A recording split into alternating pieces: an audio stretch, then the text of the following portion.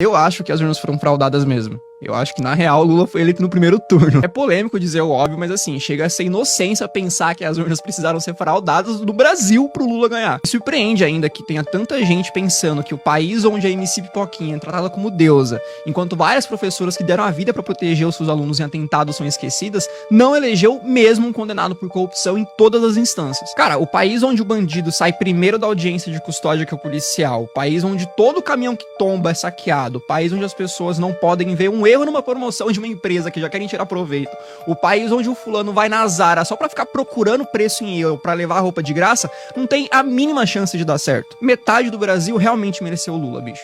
Lula é o pai dos pobres mesmo, mas é aquele pai que chega bêbado em casa, bate na mulher, xinga os filhos, gasta todas as economias de casa pra comprar pinga e quando é preso ainda chama a esposa de louca. O Brasil é a eterna mulher de malandro, né? Então o PT se elegeu em 2003, se elegeu em 2006, se elegeu em 2010, se elegeu em 2014, quase se elegeu em 2018, se elegeu em 2022 dizendo que mudaria o Brasil, mas o nosso país continua um dos mais pobres, um dos mais corruptos e um dos mais violentos do mundo. Assim, se isso não é síndrome de Estocolmo, eu não sei o que é, cara.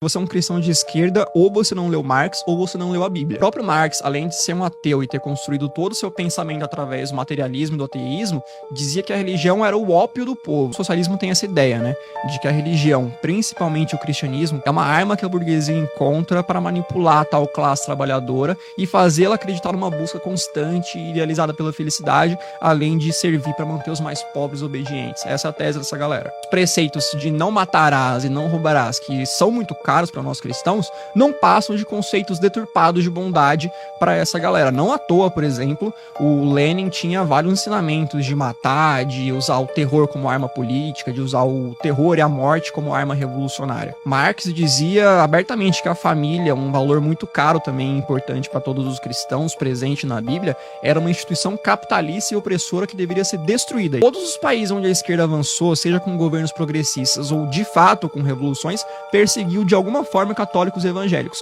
Basta ver o que está acontecendo agora, infelizmente, na Nicarágua, onde um grupo de freiras brasileiras, por exemplo, foi expulso do país depois da milícia do Daniel Ortega, aliado do Lula, entrar invadindo e destruindo a igreja delas. Além de não fazer sentido ser cristão e socialista por causa da própria teoria marxista, também não faz sentido ser cristão e socialista pela própria prática. Jesus pregava ali a caridade voluntária, não a tomada forçada da propriedade alheia. Jovem militante de esquerda é o exemplo vivo do porquê que eu defendo tanto o ensino de qualidade sem viés ideológico na sala de aula. Porque, mano, pensa comigo.